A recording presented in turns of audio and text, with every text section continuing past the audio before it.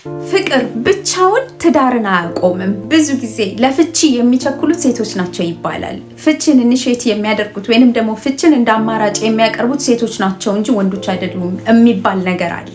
በትዳር ውስጥ መጽሐፍ ቅዱሳዊ የሆነ መርህና ወይንም ደግሞ ፕሪንሲፕል መከተል ካልቻልን በትዳራችን ውስጥ የሚመጣውን የተለያዩ ተግዳሮቶች ለመከላከልና ለመቋቋም በጣም ይከብዳል። በትዳር 16 ዓመት ሊሆነኝ ነው። ኦልሞስት ወደ 17 እየሄድን ያለ ነው። የምነግራችሁ ነገር አንድ ትልቅ ነገር ምንድነው? ትዳራችንን ወይንም ደግሞ ግንኙነታችንን ዓለማዊ ባስቀመጠው ወይንም ዓለም ባስቀመጠችው ፕሪንሲፕል ስንመራው በጣም ብዙ ዳሜጆችን በመካከላችን እንፈጥር ነበረ።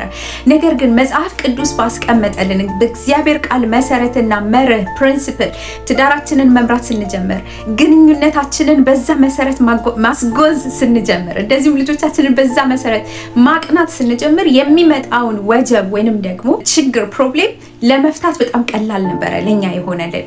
ምክንያቱም የምንከተለው መጽሐፍ ቅዱሳዊ የሆነ መርህ ስለሆነ ማለት ነው። እግዚአብሔር በምድር ላይ የምንኖረውን ህይወታችንን እንዴት አድርገን መኖር እንዳለብንና እንደምንችል በቃሉ ላይ አስቀምጦልናል።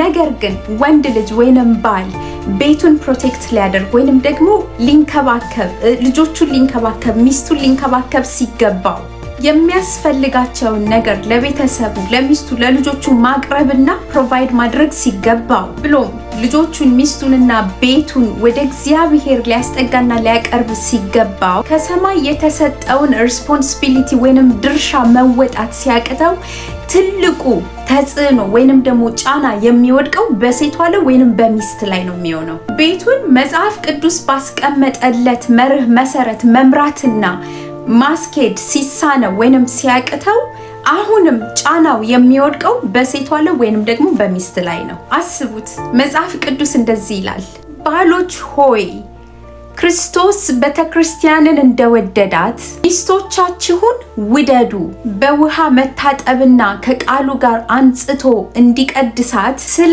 እርሷ ራሱን አሳልፎ ሰጠ።